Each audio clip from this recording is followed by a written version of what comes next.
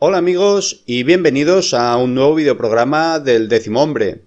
Continuando con nuestra serie dedicada al Congreso Mundial de Ufología, celebrado este pasado mes de septiembre en Montserrat, Barcelona, en esta ocasión vamos a subir el audio de la intervención de Magdalena del Amo, periodista e investigadora del fenómeno OVNI, entre otras cosas, que desde siempre ha ido de la mano ella junto a su marido, el incombustible Salvador Freixedo, en esta búsqueda de la verdad. Y aunque en algunos sutiles aspectos personalmente no esté conforme con todas de sus afirmaciones, no puedo quitar mérito a su trayectoria en la investigación de campo, investigación clásica, y a décadas de experiencia, aunque sí percibiendo en ella una reticencia rebelde a la evolución en la investigación y a los inevitables cambios que la tecnología trae sobre esta.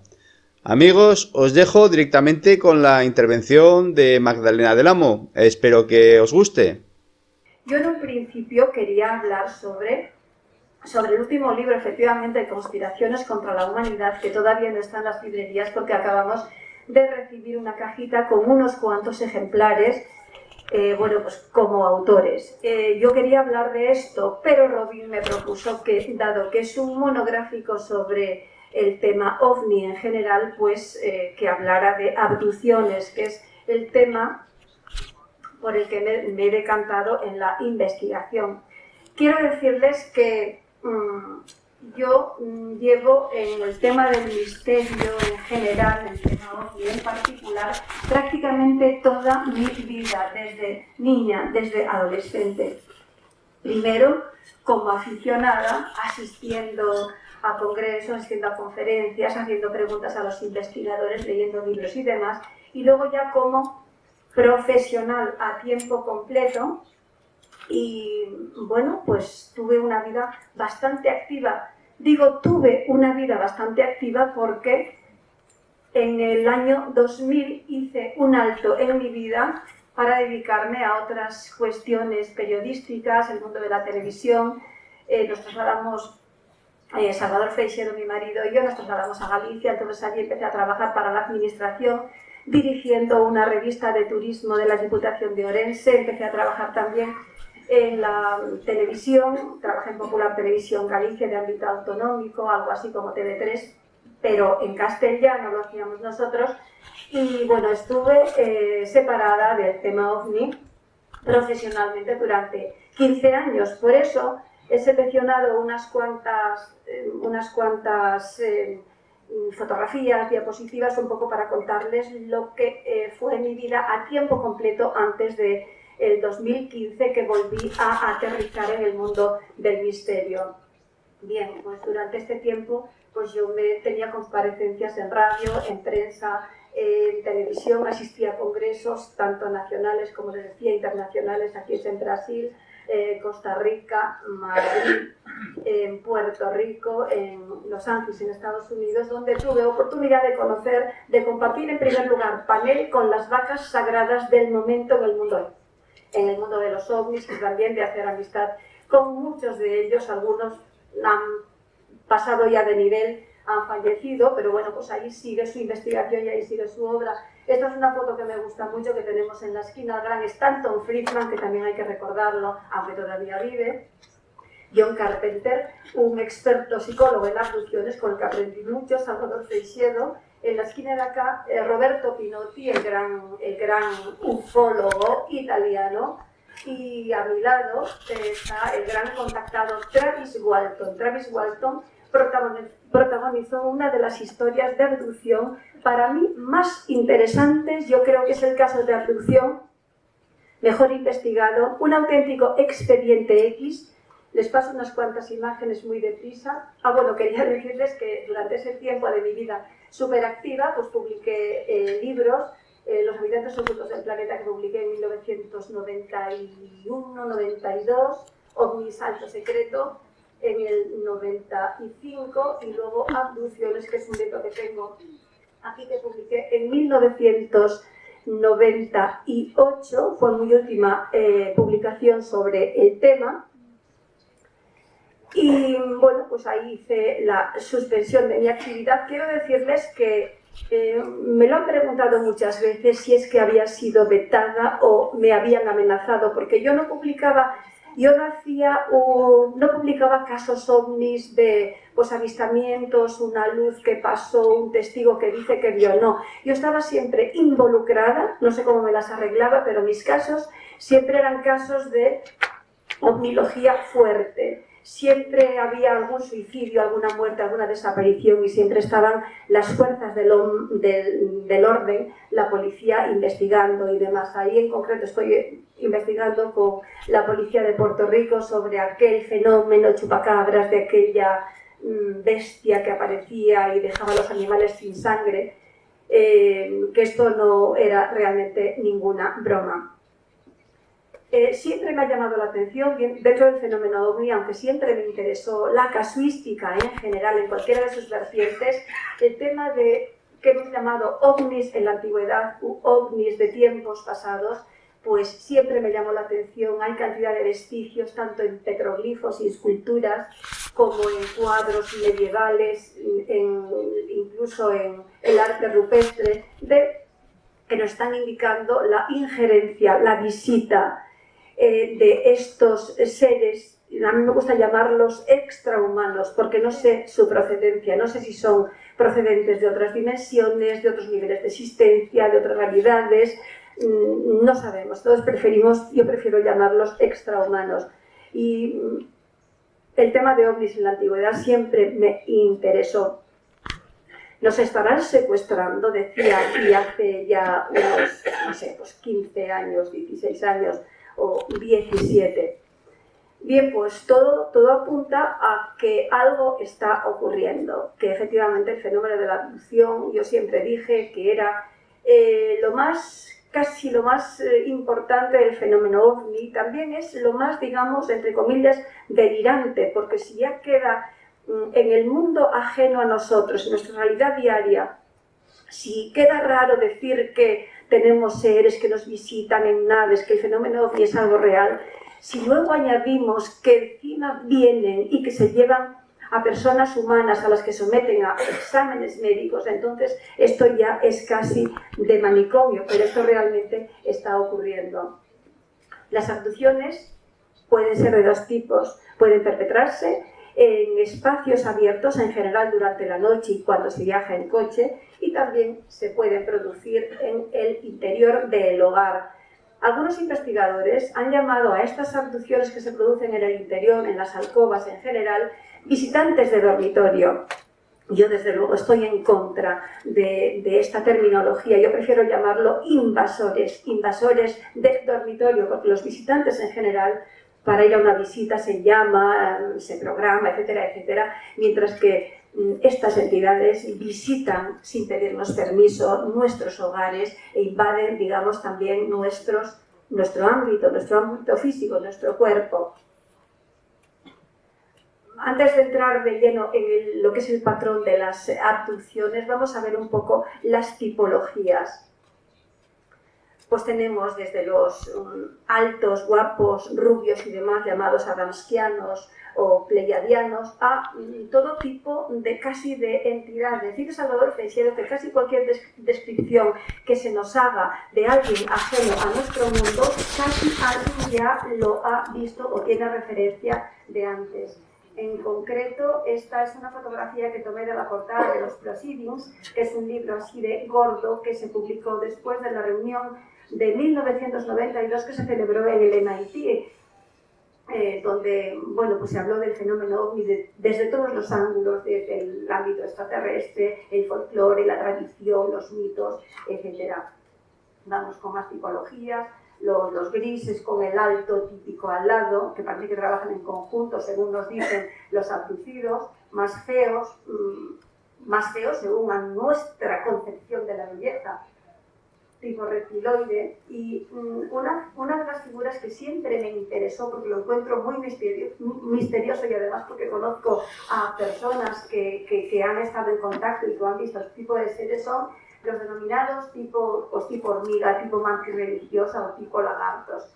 Este señor que está aquí conmigo hace unos años se llama Juan Rivera Feliberti y también protagonizó uno de los casos de abducción más interesantes y además algo que ocurrió en la etapa pre-OVNI, pre-1947, porque esto tuvo lugar en el año 1938, y desde luego no estaba creada todavía, no existía ni la CIA ni servicios secretos que pudieran crear falsas abducciones, escenarios falsos de abducción de los que vamos a hablar, aunque someramente un poquito después.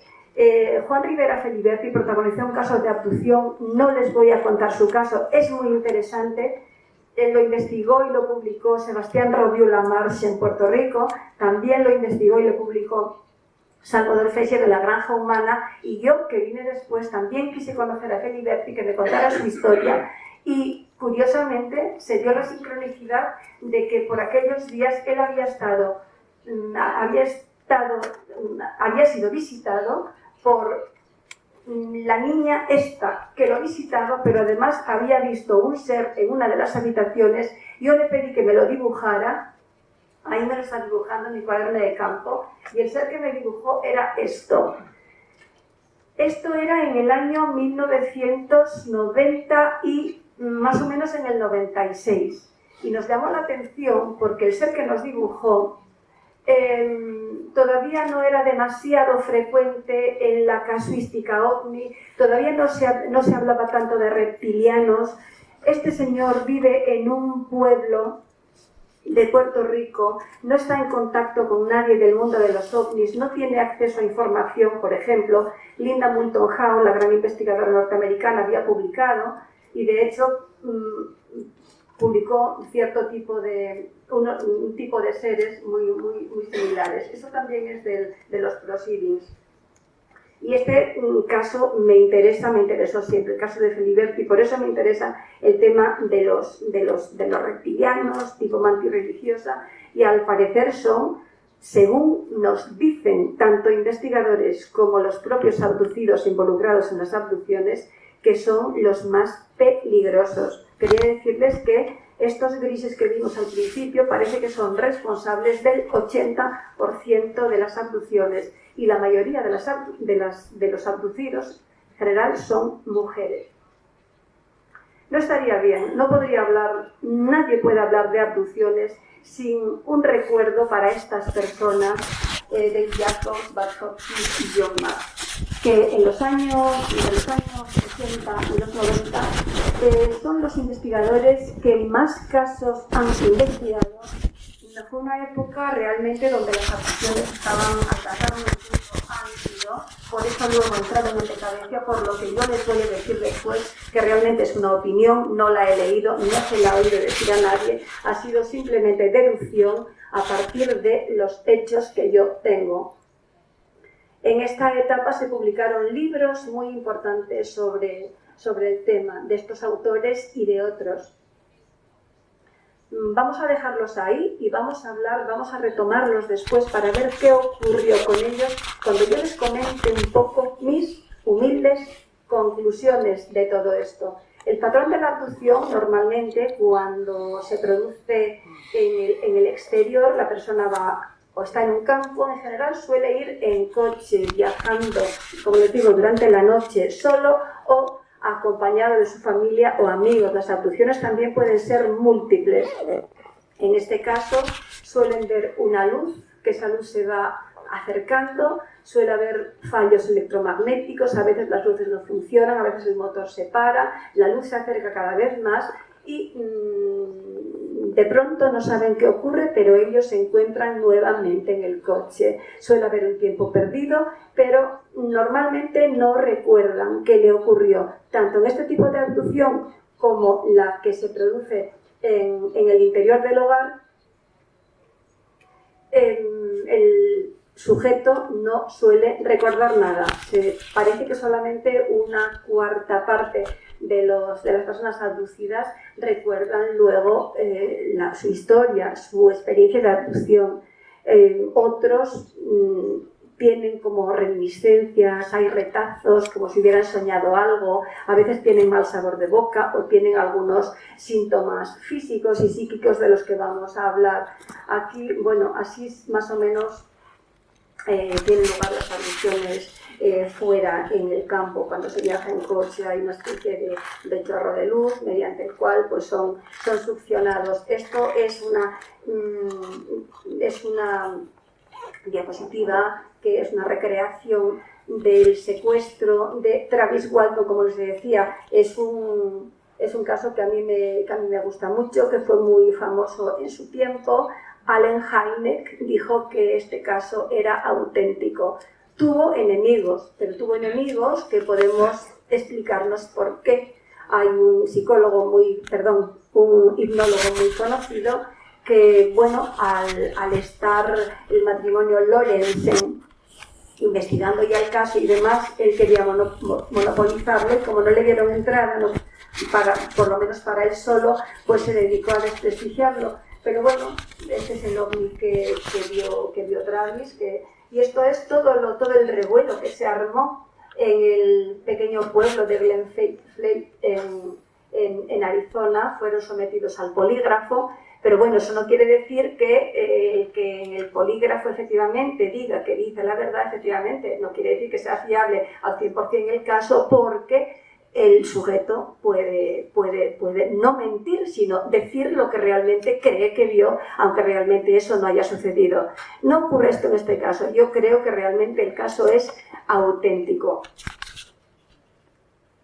Estos son los seres que vio Travis, que tenían una burbuja alrededor. Estos son escenas, además de la película que se hizo sobre el caso, en la que aparte de estos rubios había otros seres, pues él describió como más repulsivos y que le infundían temor. Luego se hizo una película, la Paramount, él firmó con la Paramount para la filmación de Fuego en el Cielo.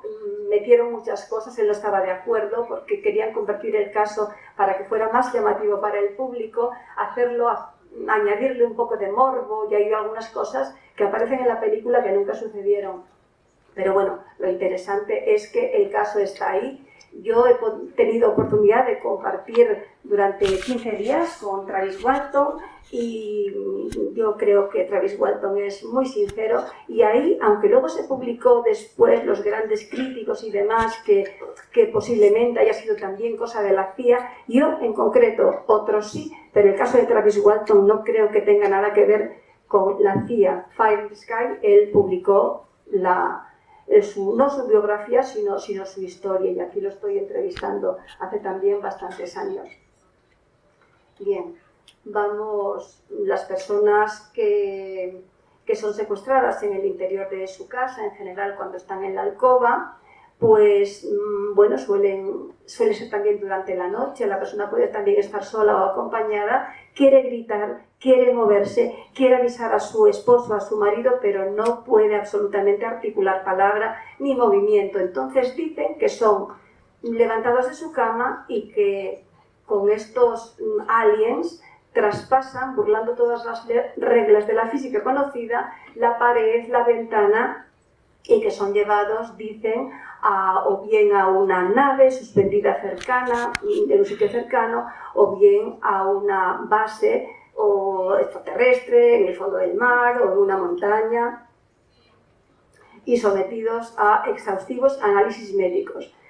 Hay algo muy curioso y que durante muchos años ha tenido a los investigadores, y aún los tiene, porque esto realmente es un misterio, y aunque se diga por aquí que es que la ufología ha cambiado, vamos a ver, ha cambiado la sociedad, hemos cambiado todos, pero estamos aún en mantillas. Yo no sé si algún día sabremos qué es exactamente el fenómeno OVNI, cuál es su origen, cuál es su procedencia, cuáles son sus intenciones, porque efectivamente hipótesis de trabajo tenemos muchas, y cada investigador en general suele tener la suya propia, que la adapta también a su bagaje cultural, a su manera de pensar, a sus ideas y a sus inclinaciones. Hay un componente también muy subjetivo en los investigadores, tenemos que decirlo y tenemos que reconocerlo, pero algo que nos descuadra un poco y que, de hecho, en alguna ocasión, al principio sobre todo, cuando empezamos la investigación,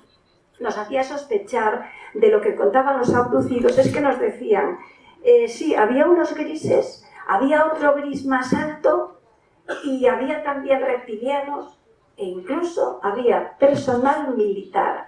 Y todo esto pues nos sonaba que incluso decíamos, bueno, dice, esto es una fabulación, no puede ser verdad, hay que dejarlo ahí.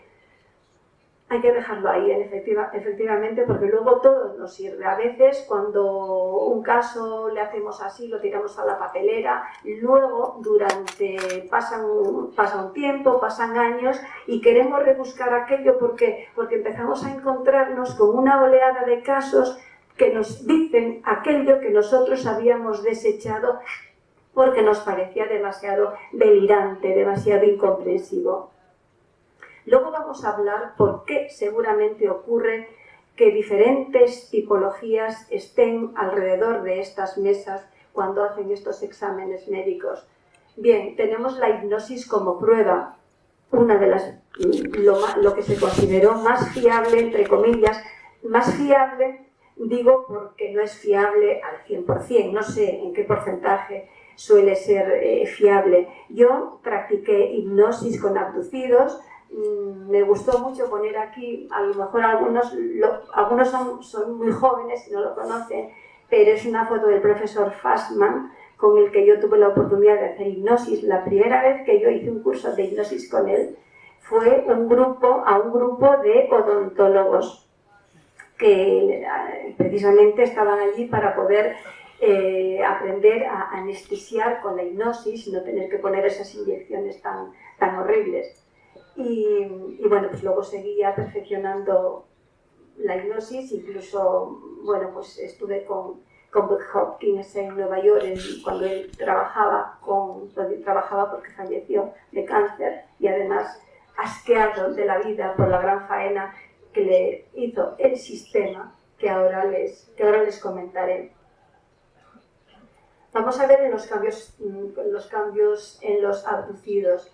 Les he dicho que solamente un 25% recuerda la historia, el resto recuerda pequeños retazos, reminiscencias, pero la persona en general no vuelve a ser la misma, experimenta una serie de cambios en diferentes ámbitos.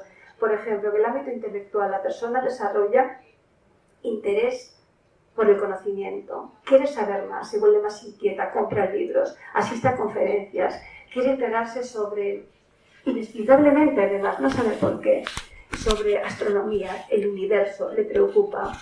En el ámbito ético-moral la persona se vuelve como más sensible, como más empática. Empieza, pues, incluso a hacer voluntariado, siente, sin saber por qué, se empieza a sentir como una unidad con el universo, siente más empatía no solamente con las personas, sino con los animales y en general con el medio ambiente.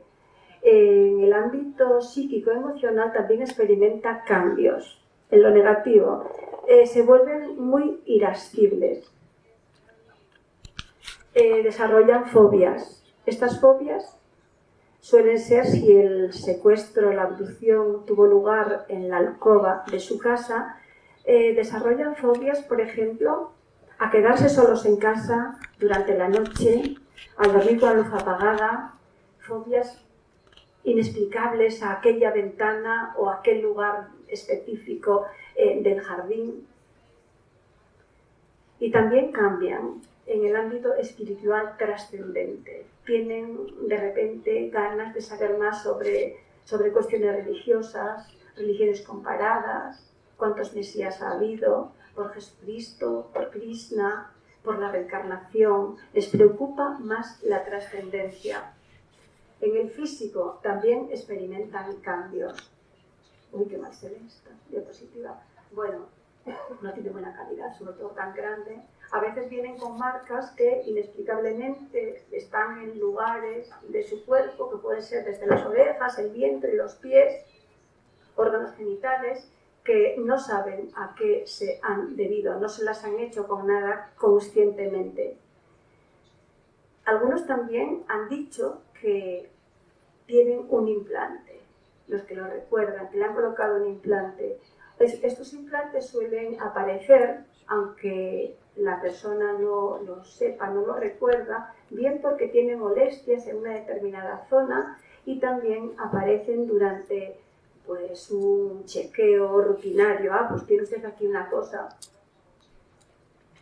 John Ley, que aquí lo vemos con Salvador Freixedo, es uno de los profesionales de la salud que yo creo, él con Darrell Sims y quizá con algunos otros, pero bueno, pues a él lo conocemos especialmente y tiene la particularidad de ser una buena persona. Esto realmente es muy importante, el que conozcas a alguien y digas, caramba, aparte de ser un buen investigador, sé que es una buena persona.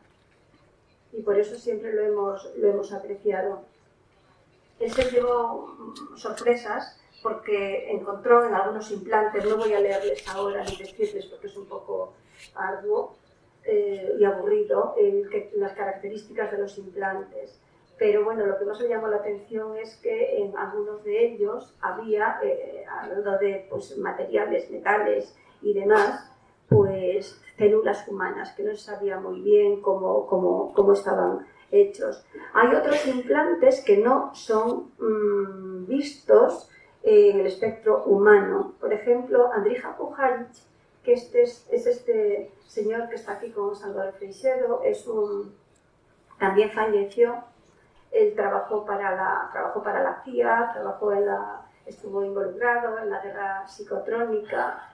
Es un hombre muy, muy inteligente, fue candidato a premio Nobel, tiene varios inventos. Aquí lo conocemos en el Congreso de Costa Rica del año 1985, donde él hablaba de las famosas ELF, que luego hablaríamos después de ese año un poco todos, las famosas Extremely Low Frequencies, frecuencias extremadamente bajas, que son tan dañinas sobre todo para los animales y dañinas para los humanos porque daña los cromosomas y bueno, pues nos hace auténticos estragos en lo físico y en lo mental. Pujarich trabajaba con un grupo de niños en lo que se llama visión extraocular o dermoóptica. Y entonces estos niños estaban con los ojos vendados, estaban haciendo así, que perciben a través de los pulpejos de los dedos, y entonces de repente un niño dice, aquí este señor tiene aquí una cosa en la espalda, al lado de la columna,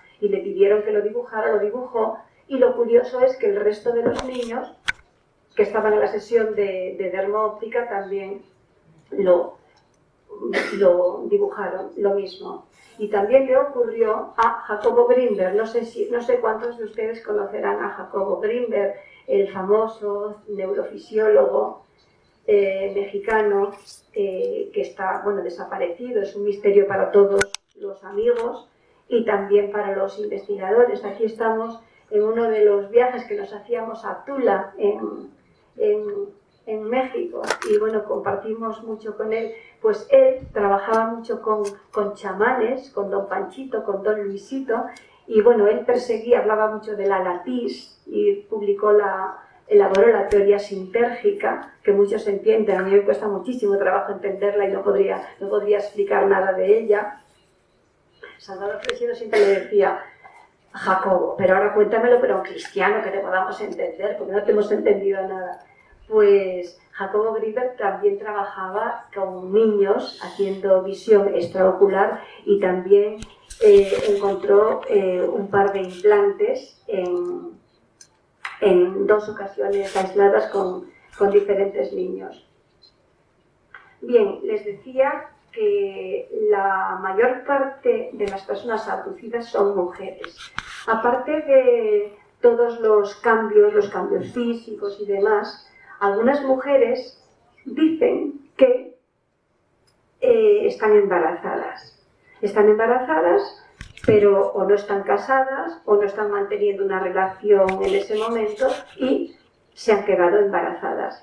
Pero curiosamente, al cabo de 3 meses, van al ginecólogo y ese embarazo ha desaparecido. Ellas aseguran que no han tenido ninguna pérdida, que no han sentido nada, pero ya no tienen el bebé. A muchas de estas abducidas las han llevado luego a bases subterráneas donde han visto bebés en contenedores, bebés con incubadoras, y también posteriormente las llevan a otros lugares donde han podido conocer a sus niños abducidos. Aquí esta chica que está con Salvador Freixedo se llama Krista Tilton. Krista Tilton es una de estas mujeres abducidas que tuvo también relaciones con un extraterrestre y que, bueno, pues tiene pues algún niño que está viviendo pues con el padre extraterrestre en estos lugares, y entonces ella es una de las que informó de estas incubadoras, de estos lugares que hay con muchos bebés. Los ginecólogos, ¿qué dicen de todo esto? Pues ellos han desarrollado una teoría que denominan el síndrome del feto perdido y que dan una serie de explicaciones psicológicas como que nada ha ocurrido. Yo les diré después, sí creo que esto es real, sí creo que esto ocurre. Ahora me pregunto, ¿pero son realmente los aliens? ¿Pertenecen a los aliens esas incubadoras? Luego, al hablar de las conclusiones, les diré. Todo esto, efectivamente, Salvador Freixedo dice de que yo aprendí mucho. Dice que estas entidades, sea cual sea su origen, sea de ahora o de tiempos pasados, siempre han estado interesados en lo que él denominó las 3 Gs. Todo lo que tiene que ver con lo genital, con lo genético y lo generacional. En general, les interesa todo esto y les interesa como seguir la secuencia generacional. Yo he encontrado a personas que estaban siendo abducidas en ese momento y preguntarles, ¿a tu madre le pasó alguna cosa? Y no te cuentan que su madre haya sido abducida, pero sí te cuentan, mi madre vio tal cosa o a mi madre le pasó tal otra. Entonces, investigando, te das cuenta de que sí, de que le había pasado a la madre, e incluso hay quien recuerda que también su abuela veía alguna cosa o alguna presencia, etc. Y curiosamente también es importante para los investigadores que si alguna de estas personas que están investigando tienen hijos, hacer el seguimiento a los niños, porque muy posiblemente estos niños también estén teniendo experiencias.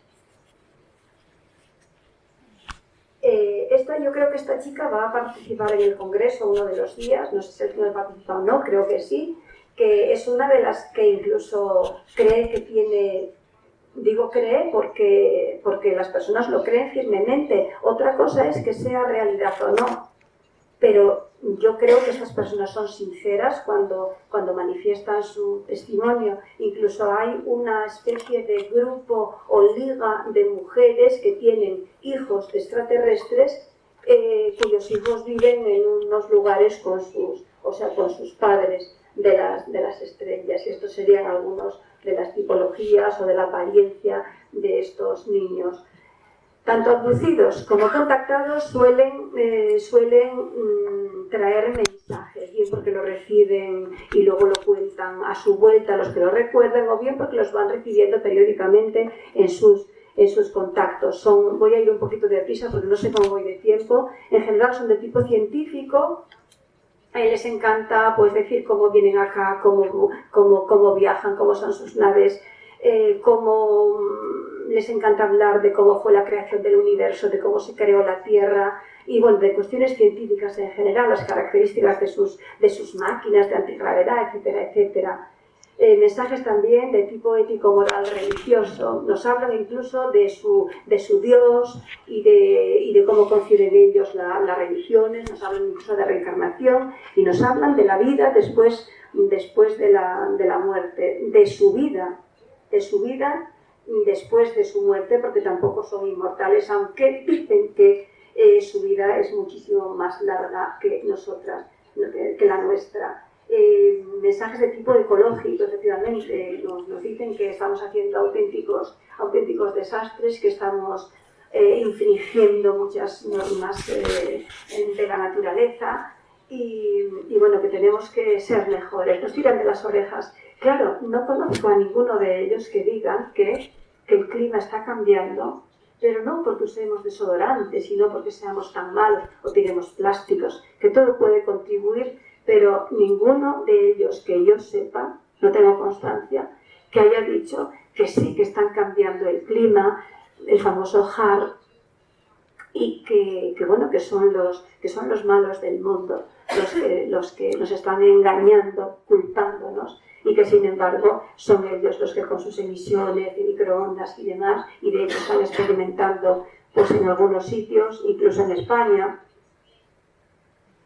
catastrofista, efectivamente, que si no cambiamos, que la Tierra que va a ocurrir algo, y curiosamente muchos de ellos en estos mensajes catastrofistas nos suelen hablar de la gran catástrofe que viene, del gran salto cuántico, de la masa crítica para pasar a otra dimensión, y algunos nos hablan de los 144.000 elegidos del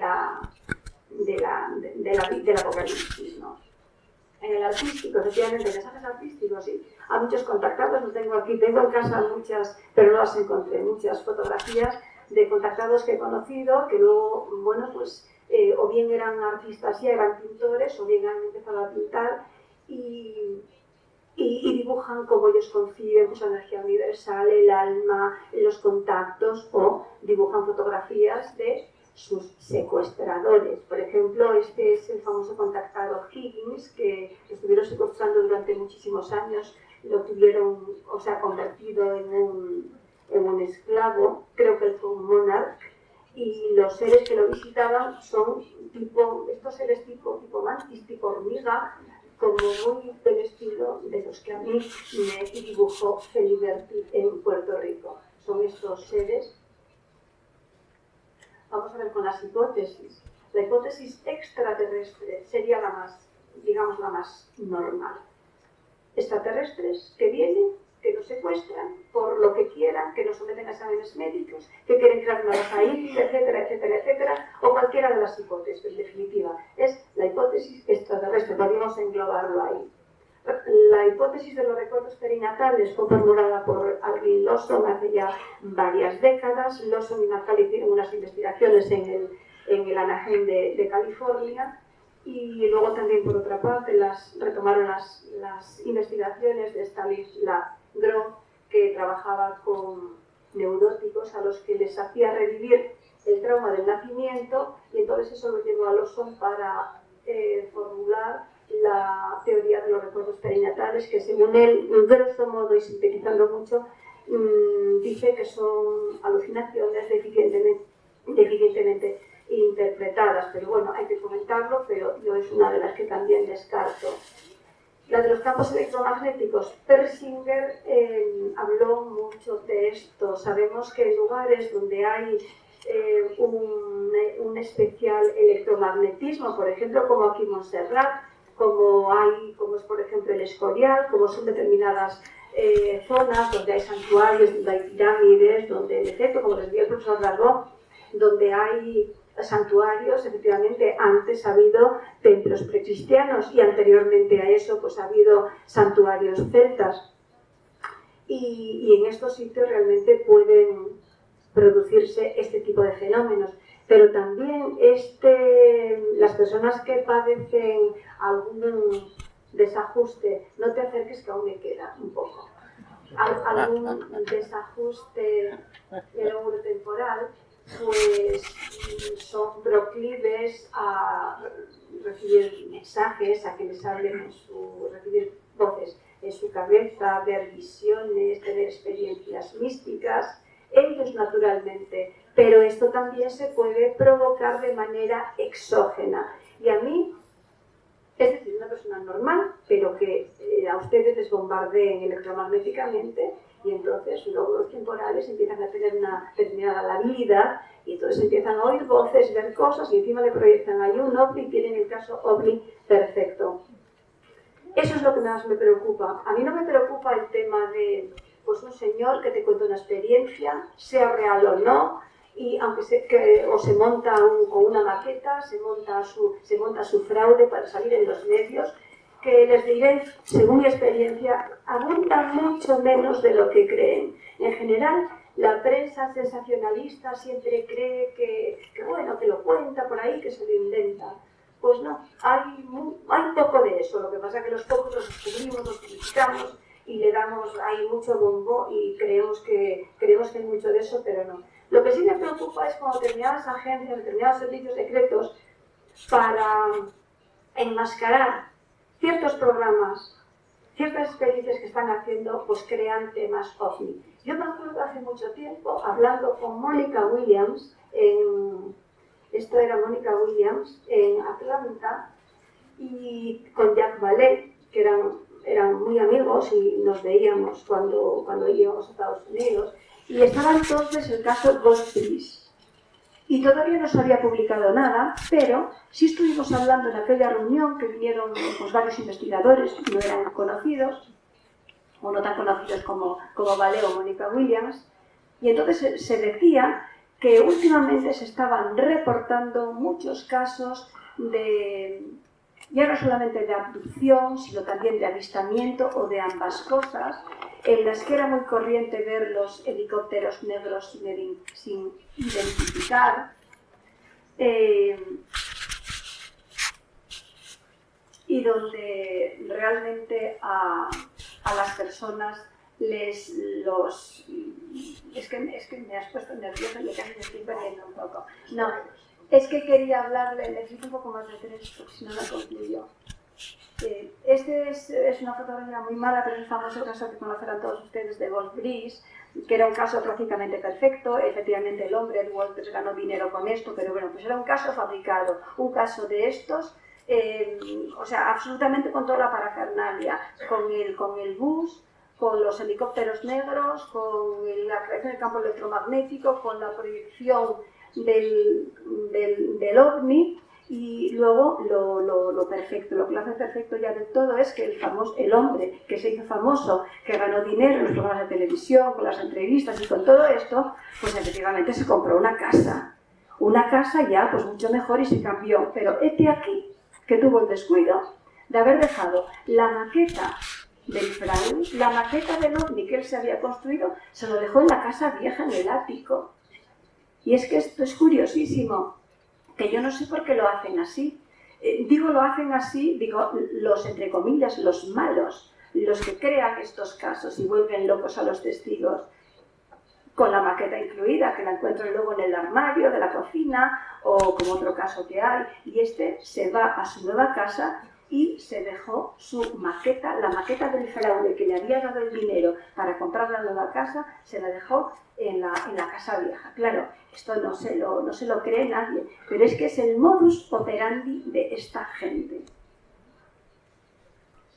Bien, les decía antes que había una gran confusión cuando veíamos a las personas tumbadas en la camilla con personal militar, pues decíamos, qué raro esto. Bien, pues luego salió a la luz la concreción de todo esto en un libro de Milans, Military Abduction, donde ya se ponía por escrito lo que muchos ya llevábamos sospechando, que es que muchas de las abducciones que estaban perpetrando en ese tiempo, entre el final de los 70, los 80 y los 90, pues eran no realmente de extraterrestres o de aliens, sino perpetradas por esta gente de las agencias, sea la CIA o sean determinados gobiernos. Que estas abducciones se diferencian mucho de las abducciones realmente reales, ¿no? Por ejemplo, mientras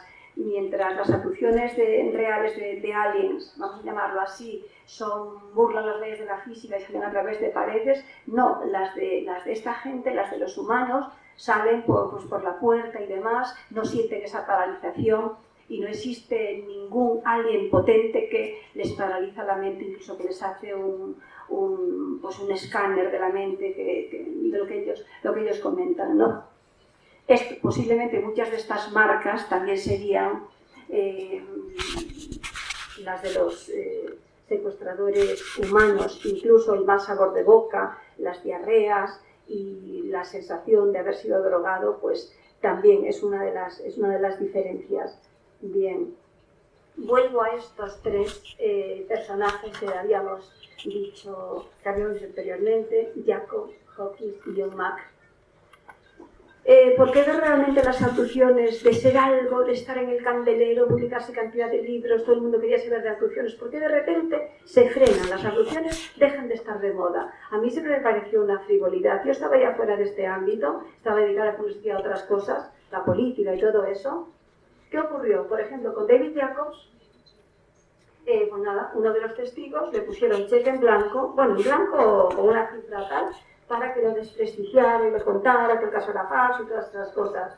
Buzz Hawkins, pues Buzz Hawkins nada menos que la Dulce Carol, que yo la conocí, y bueno, pues nadie iba a decir que alguien que colaboraba con él en todos los casos, que le transcribía las cosas y que trabajaba codo con codo, luego le fueran a pagar para que hablara mal de Hawkins y dijera que, bueno, que él sabía que publicaba cosas de tal persona, pero y sabía que esa persona le había mentido. Ojo, quiero decirles una cosa, yo hace unos cuantos años encontré en la revista Cábala de estos temas, que me parece que es una revista de Venezuela o de algún sitio de Sudamérica, un gran póster con unas naves y allí ponía: los contactados, cuanto más mienten, cuanto más se disparatan y cuanto más se contradicen, más pruebas dan de ser auténticos contactos. Y firmaba Salvador Freixedo. Era una frase que habían extractado de uno de sus libros. ¿Y por qué mienten? ¿Por qué te cuentan ahora una cosa y por qué luego te la cuentan diferente? ¿Por qué te dicen que esto era rectangular, pero luego a lo mejor no era rectangular? Pues porque realmente cuando estamos contando en nuestro mundo concreto y tangible algo que es como de otra dimensión real, pues hay siempre degradación y hay siempre, por eso el testigo miente, pero no porque él quiera mentir, que a veces de todo hay, por supuesto. Estás fuera de tiempo, sí, pero te sugiero déjame que siga un poco que como renuncias a tu parte de preguntas y podemos alargar. Déjame un poquito, que es que ahora, es que si no le... Bueno. A John Mack, ¿qué hicieron? Hawkins murió de pena, murió de cáncer. Hoy en día, sabiendo cómo somatizamos las cosas y cómo el doctor Hammer acaba de fallecer ahora, después de haber sido también condenado por el sistema por curar el cáncer, precisamente, pues Hawkins al final murió de cáncer, desprestigiado para algunos, desde luego para los que lo conocimos, no. Y a John Mack, ¿qué le hicieron? Efectivamente, también intentaron desprestigiarle, se presentó en su consulta, profesor de psiquiatría de Harvard, tenía también a todos sus compañeros en contra, y él, pues bueno, pues lo asesinaron precisamente por decir que las abducciones eran reales y que los abducidos no eran ni psicópatas ni padecían ninguna patología, o al menos patología consistente, que sí padecían síndrome de estrés postraumático como consecuencia del gran choque de la abducción. A John Mack lo asesinaron atropellándolo en un campus donde había que ir a 20. Rima Leighton me la salta. Bueno, vamos con los desinformadores. Tengo que contar esto porque esto es mi secreto. Mi secreto. En el año 1994, voy muy rapidito, el coronel Wendell Stevens nos tenía preparadas una o dos sorpresas en un congreso que organizó al que fuimos invitados. No, yo no era invitada todavía. Yo iba de compañera de Salvador Freixedo, de asistente. Y nos presentaba ese día a una extraterrestre, a una venusina. Y nos presentó a Omneconet. En efecto, se presentó vestida de venusina, como gran aterrizada, con un peinado venusino, muy mona, muy joven, muy plateada, y bueno, pues nadie lo creyó. Pero a él le interesaba que creyéramos, que estaban aquí los venusinos. Esta fotografía se ve muy mal, y yo creo que no se distinguen las fotos, pero esta reunión se celebró a puerta cerrada. Siempre decimos que lo mejor de los congresos no es lo que compartimos, sino que lo mejor de los congresos es lo que se hace luego a puerta cerrada, etcétera, etcétera, en pasillos y demás. A mí me llamó la atención, aunque yo no tenía todavía demasiada experiencia en el mundo que después del Congreso nos convocara a los investigadores a una reunión a puerta cerrada donde, si se dan cuenta, donde solamente, a pesar de ser en Estados Unidos, solamente había 3 norteamericanos, que son pues Bob Dean, que es el segundo de aquí, luego está Irene Granchi, que es la gran ufóloga de Brasil, la de Castillo Rincón, bueno, los rusos, los rumanos, bueno, todas las vacas sagradas del mundo prácticamente. ¿Y qué quería? Bueno, pues esas reuniones, ¿para qué se hacen? Se hacen precisamente para que desembuchen, perdón por la expresión coloquial, los investigadores y que cuenten a puerta cerrada qué es lo que tienen en sus archivos, cosa que no se cuentan al público, porque bien todavía los casos no están lo suficientemente investigados y lo están investigando, pero ahí sí, ahí uno cuenta y ahí uno se abre. Al mismo tiempo, también se opina sobre el encubrimiento, sobre este caso, sobre aquel caso, y de esta manera, estos desinformadores que están en definitiva trabajando para sus países, para sus gobiernos, pues bueno, pues es su misión y quieren realmente ganarse su sueldo. Hay muchos así. Hay del mundo científico, muchísimos. Hay del mundo de los ovnis, también tenemos desinformadores. Yo voy a hablar solamente de 2 militares con los que yo he compartido, no solamente en congresos, sino luego pues, estando con ellos durante días, durante tiempo, ¿no? Uno de ellos es el coronel Wendell Stevens, a quien está aquí con Fabio Ferpa, a quien le hacen un homenaje ahora en Capilla del Monte, y bueno, pues es el segundo.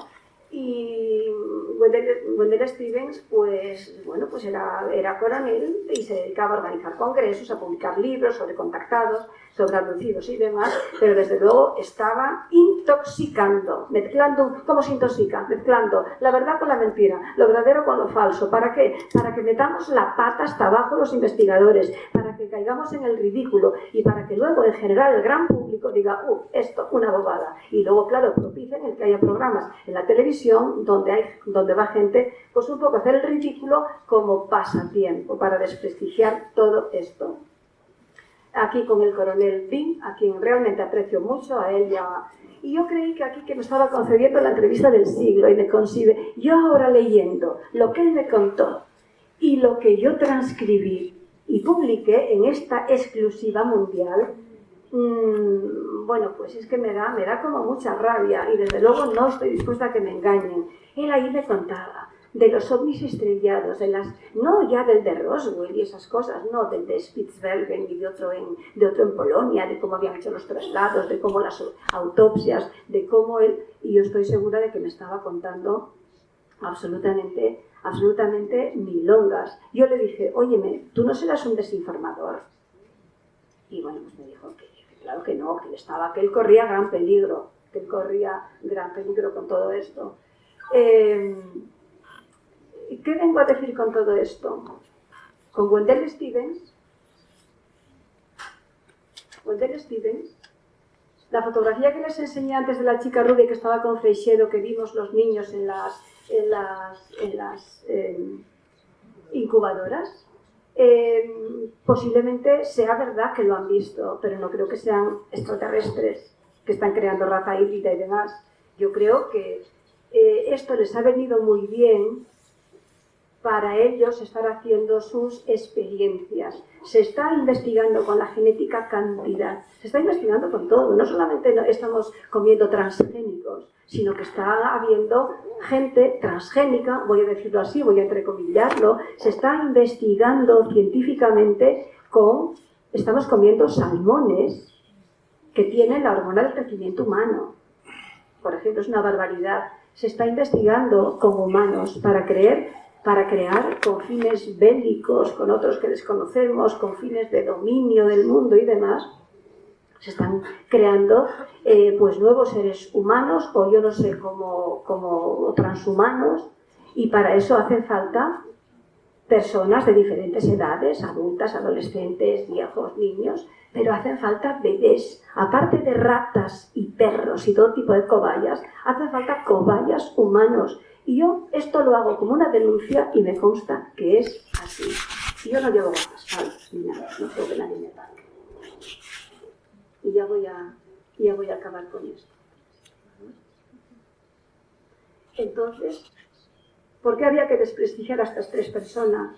Porque tenían sus grupos de apoyo donde se reunían las personas que habían tenido esta experiencia y se las ayudaba a poder convivir y a poder liberarse de ese estrés postraumático y que durmieran mejor y todo eso. No, es que ellos habían tocado fondo y ellos se habían descubierto que en ese tiempo no era extraterrestre todo lo que relucía y que amparándose en lo extraterrestre, determinadas agencias, determinados humanos estaban burlando la Constitución, burlando todas las leyes y secuestrando humanos para hacer experiencias. Nada más, esto y nada más lo leo, es un parrafito que lo voy a leer nada más y que les digo, a la luz de esto sospecho que los bebés de Krista Tilton, que dice haber visto en la base de Dulce y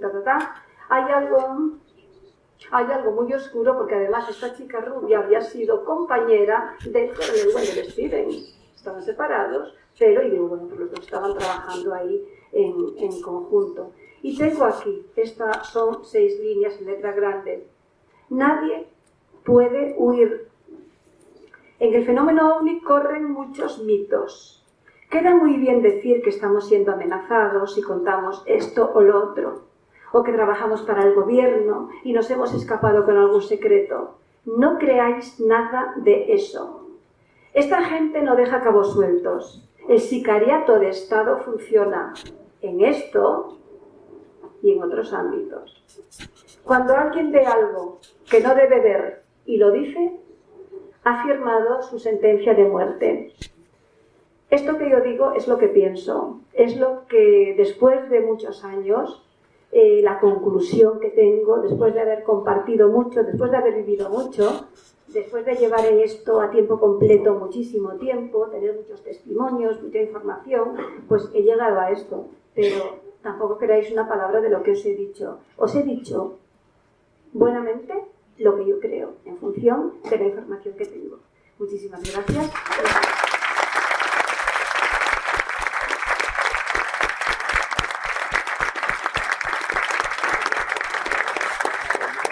Muchas gracias, Magdalena.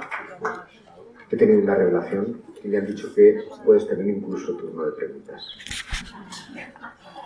No me atrevía ya. Han sido los buenos, los malos que también están, alguno habrá infiltrado, luego lo buscaremos.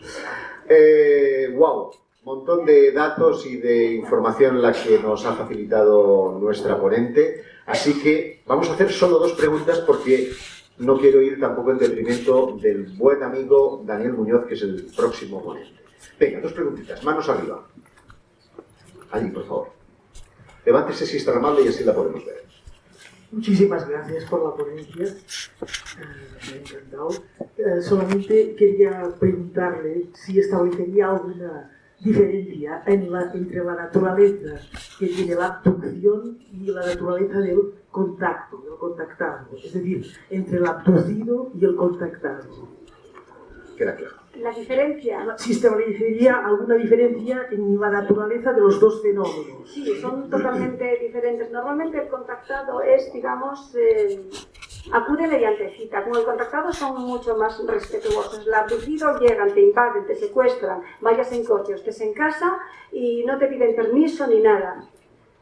Mientras que el contactado ya... Hay casos que son como mixtos, que es contactado y abducido a la vez. Pero el contactado hay una familiaridad distinta. El contactado en general está más contento y el contactado, curiosamente, no padece el síndrome de estrés postraumático. Os cuento que, seguramente algunos lo sabrán, otros no, ¿sabéis? El síndrome de estrés postraumático se acuñó después de la guerra del Vietnam porque se caracteriza porque, bueno, la persona está como está muy irascible, tiene miedo, desarrolla fobias y no está como tiene que estar, ¿no? Y esto se padece cuando somos sometidos pues a shocks, a tsunamis, a catástrofes naturales o a guerras, que son situaciones para los que no estamos emocionalmente preparados. Sí, esa diferencia es notable. Otra. Allí. No sé si te he entendido bien. Bob Dylan, concretamente, Yo que tenía mucha ilusión con él, con sus declaraciones. Yo también. Y además lo quiero. ¿Lo va como sospechoso? Sí, y además yo se lo dije. Digo, es que tú me pareces un desinformador. Y además, fíjate, se lo dije haciendo una cama redonda en un hotel, de estas camas de Estados Unidos que te miden 2 metros. Bueno, ahora también aquí en España las ponen grandes. Y estando tumbados todos ahí en una cama y tal, y no sé, pues como 5 o 6 personas. Y eso, y yo dije, oye, pero es que mira que tal. Y sí. Y él acude a sitios, viaja mucho y acude a sitios en general pues muy calientes, donde pasan cosas ovnis, pero curiosamente donde está funcionando a tope el HARP. Gracias. Venga, tenemos tiempo de una última. Pónganse en pie si está amable, por favor. Señora Magdalena, su información es muy interesante. Pero mi pregunta es, ¿qué es el gran programa de los adultos aquí por la Tierra, por la humanidad? ¿Qué es el gran programa? ¿Qué habla desde el extraterrestre? Martín, en concreto, ¿qué me preguntó? A ver. Quiero un poco tu opinión sobre, si no entendí mal, acerca del... Como a mí, que oímos palabras pero no las en taxi, ¿no? ¿Podría repetir la cuestión? O dígalo en inglés, por favor. I asking what is a big program from the extraterrestrial, from the abduction? What is the program for us, for the humanity, for our Earth? What is the program? What has to tell the extraterrestrial for us for the abduction? What is a great program for us? Lo desconozco. Me gustaría saber, pero la última diapositiva son un montón de interrogantes. No sé si algún día vamos a saber. Hay muchas hipótesis, muchas teorías. Y yo creo que como tenemos tanta desinformación, es muy difícil separar la verdad de la mentira, el grano de la paja. Yo no sé cuál es el gran programa. Yo decía... Hopkins hablaba de un plan de hibridación. Es una de las teorías, pero es que a mí nunca me cuadró. Sí, y sobre todo Jacobs cuando publicó La amenaza de Threat, ¿no? Él decía que estaba completamente aterrado.